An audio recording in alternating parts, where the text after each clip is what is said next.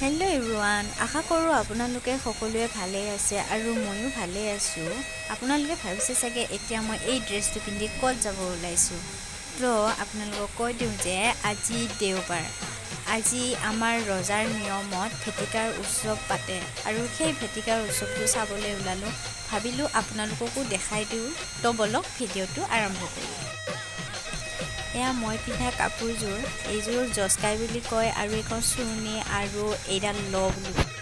মোৰ ওলাই ৰেডি হৈ গ'ল আৰু এতিয়া মই যাবলৈ ওলাইছোঁ। যাব লগাৰ সময়তে বৰ্তা আৰু ককা আহি পালে বিহু খাবলৈ বুলি। তো মই সিহঁতক কিবা এটা ওলাই দি থৈ আহিলোঁ, ককাৰ লগত বহাই থৈ। আৰু এতিয়া মোৰ লগত যাব খুৰীৰ ছোৱালী এজনী আৰু বৌ এজনী আৰু তাৰ ছোৱালীজনী যাব। ইমান টাইম লগালে, ৰখি ৰখি আমনিয়ে লাগি গ'ল। এয়া চাওক, এতিয়া আহি পাইছে। এয়া মোৰ খুৰীৰ ছোৱালী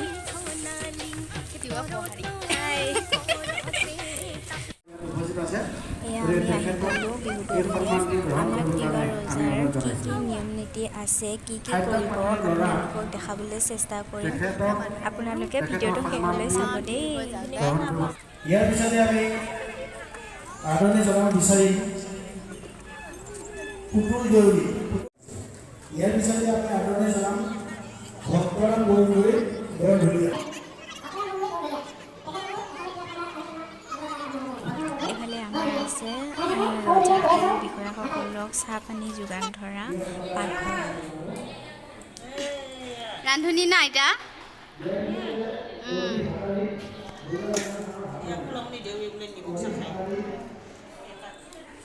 এইফালে আছে আমাৰ তিৱাসকলৰ ভগৱান আৰু এইফালে ৰজা বিষয়া সকলোখিনি গোপিনী বহু চব ইয়াতেই আছে। দেখুৱাইছোঁ।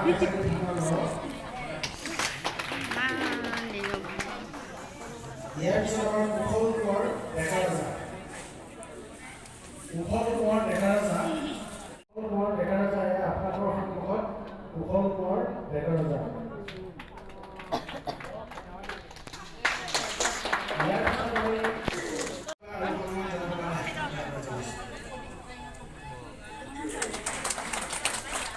ইয়াৰ পিছত আমি সন্মান কৰিব বিচাৰিছোঁ বিপুল মাদাৰ পাতলৈ।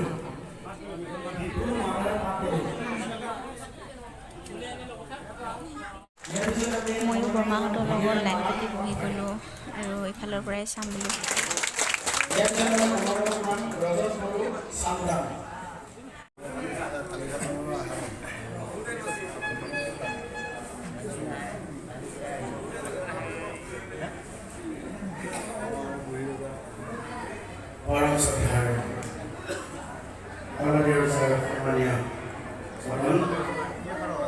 আমি সামূহিকভাৱে ৰজা বা বিষয়াসকলৰ অৱমাননা আৰু ৰঙালী বিহু উৎসৱ উদযাপন সমিতি আৰু ৰাষ্ট্ৰ পৰিচালনা সমিতিৰ তৰফৰ পৰা আমি আমাৰ অঞ্চলৰ শ্ৰদ্ধেয় গণ্যমান্য ব্যক্তিসকলক আমি ইয়াতে আমন্ত্ৰণ কৰিছিলোঁ।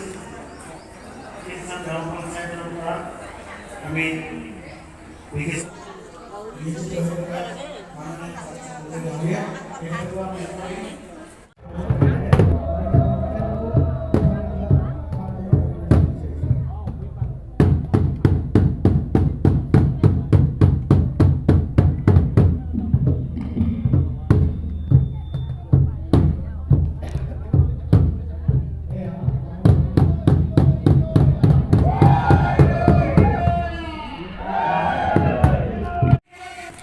এয়াই হৈছে আমাৰ ৰজাৰ নিয়ম নীতি ভেটিকাঢ়া উৎসৱ।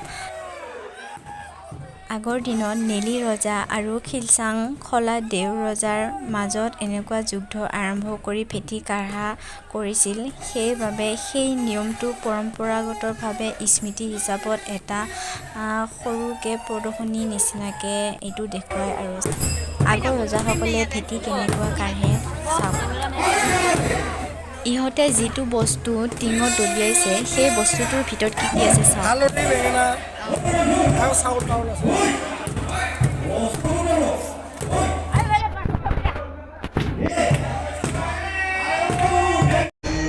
এইজনী আকৌ আমাৰ ৰজাৰ পত্নী ৰাণী দেই।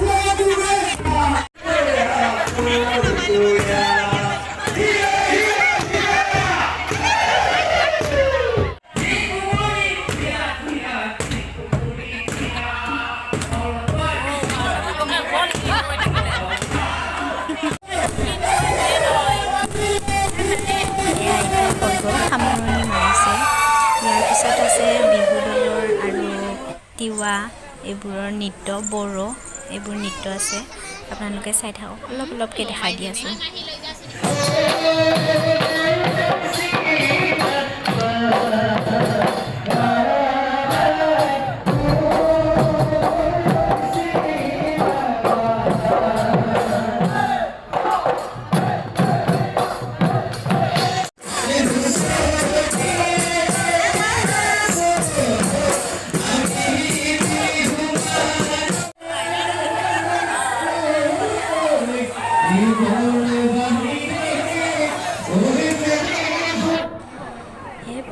নাচিবলৈ আৰম্ভ কৰিছিলেহে ঘপকৈ বৰষুণটো আহি দিলে এতিয়া কি হ'ব নাচনি পলাইছে